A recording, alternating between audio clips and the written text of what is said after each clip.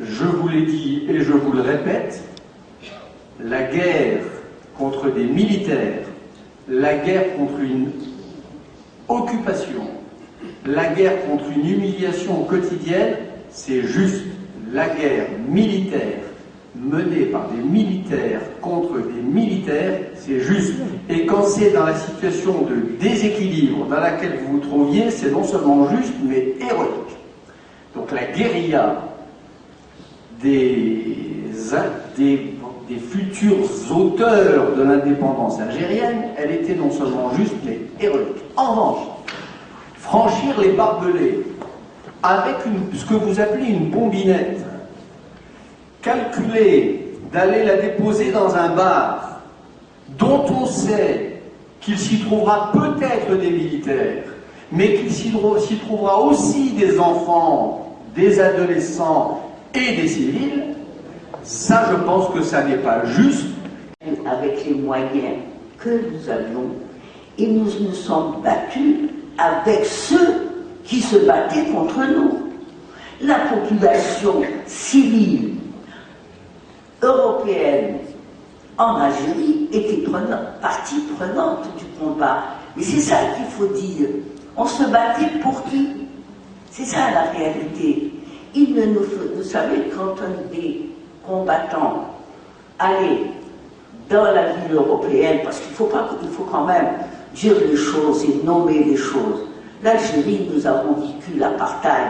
Vous savez, la France, mère des armes et des lois, les droits de l'homme, et oui, mais excusez-moi, ça vous paraît être peut-être un discours, truc, mais c'est comme ça que nous l'avons vécu. Eh bien, quand un des combattants allait dans la ville européenne pour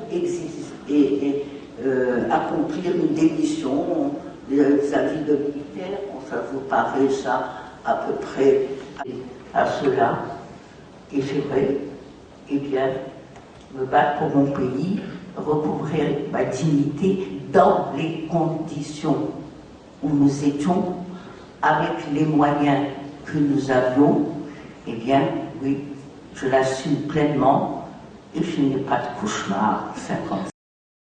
En 1956, j'étais au Mikbar et que je suis un peu émue de cette confrontation que vous avez refusée, madame, en tête-à-tête, et je suis donc obligée de la faire en public.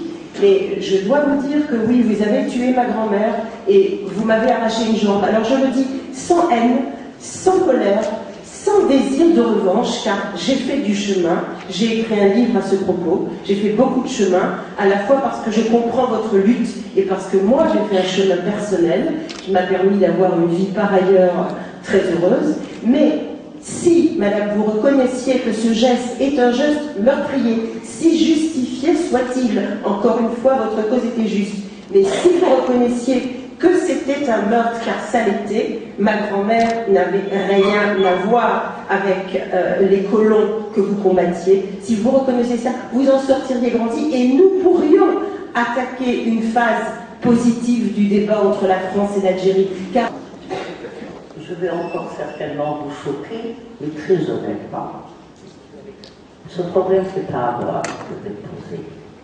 Posez-le à tous les pouvoirs français qui sont venus à servir le pays et qui ne vont pas. S'il vous plaît, on peut se passer d'applaudissements, c'est pas mon combat que celui qui nous a été imposé. Bien sûr, à titre personnel et à titre humain, bien sûr, tous les drames, que ce soit les vôtres, que ce soit les nôtres, sont bouleversants. Je peux vous raconter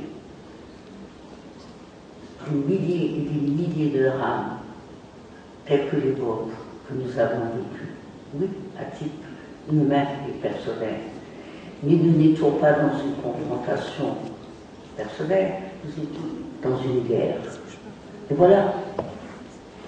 Et je ne sais pas, moi, par exemple, quand il y a eu les bombardements des Alliés dans la très belle ville de Dresde, j'imagine qu'il y a eu beaucoup de morts de personnes civiles qui vivaient à Dresde, qui se trouvaient à ce moment précis, à cet endroit précis, au moment où ces bombes tombées du ciel sont arrivées. Oui, humainement. Nous sommes des êtres humains, je comprends parfaitement, mais malheureusement, vous et nous étions pris dans une tourmente qui vous dépassait et qui me dépassait.